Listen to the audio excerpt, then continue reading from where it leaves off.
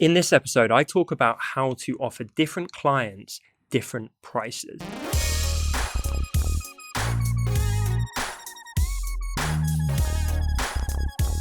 Welcome to episode 111 of the Honest Entrepreneur Show, where I help creatives like you to master your marketing.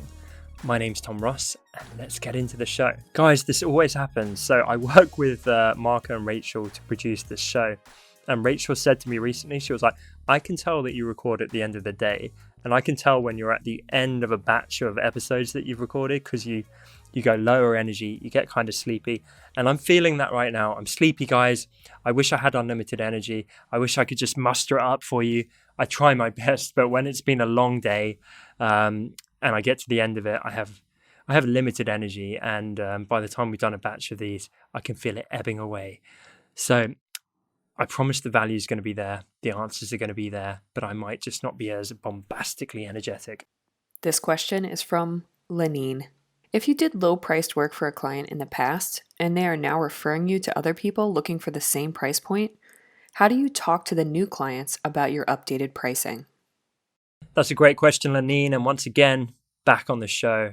I love you are the most inquisitive member of my community. You ask some fantastic questions, and I always appreciate you coming on the show. So it's a tough one. Part of me just wants to tell you the answer is as simple as communicating it and saying, well, actually, my prices are now this, and so that's the situation. But I'm sure I'm going to give you a ton of value working together, and therefore, hopefully, you're receptive and let's do this thing. I think the thing to consider is your price still the lower price point for the original client? Because that's where it gets tricky. That's where they're like, okay, I hear what you're telling me, but you're charging my friend less. So why are you trying to screw me over? Especially when my friend's just referred me. And that is tricky, to be honest. So I think what you can do is you probably should, this is really hard. Like I personally, I think you should try and be like relatively consistent with your pricing. But that being said, I know all kinds of people that have killed it where it's like actually a big client's come along and they've charged them more.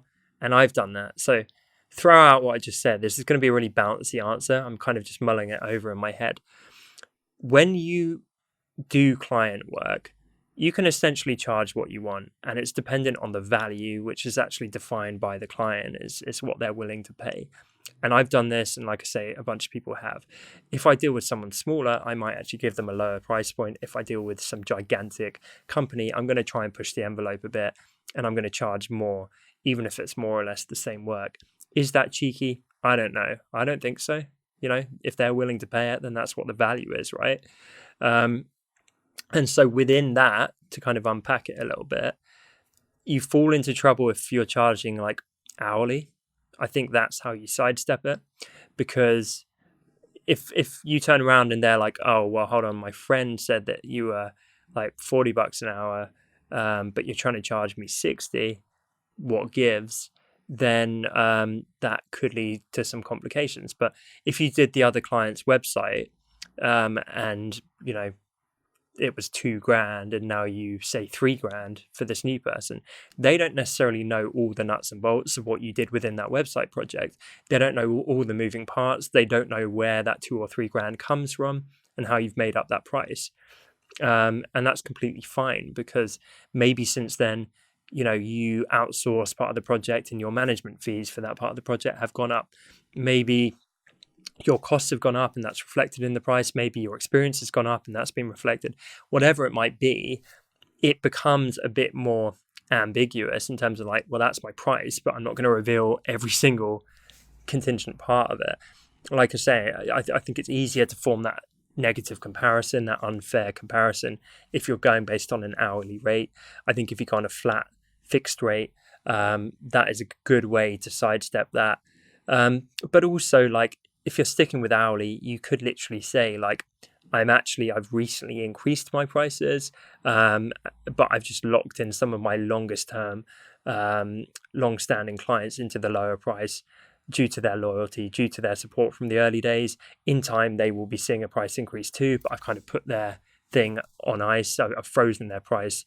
But since such and such a date a few weeks ago, I have only been accepting work at this higher price point due to the levels of high demand for my services. So that's what I would do. Sorry about the rambling. Like I said at the start of this episode, I'm tired, but we got there in the end. I would consider the flat rate because it's harder to unpack, and then you can adjust it based on size of client and your needs at that particular moment. And I would just have the honest communication about, well, that is what my price is. It's gone up. Here's why. Here's why they're on a different price, and you kind of package that up in a logical and trustworthy way. So I hope that helps, Lanine, and as always, thank you for jumping on the show. Question of the day: do you charge hourly, by the day, or by the flat rate model? Let me know in the comments. Thank you so much for watching this episode. I appreciate you guys so much. I'm really enjoying the YouTube show. If you are too, then be sure to hit the subscribe icon and tick the little bell to get notifications when I post new content on this platform.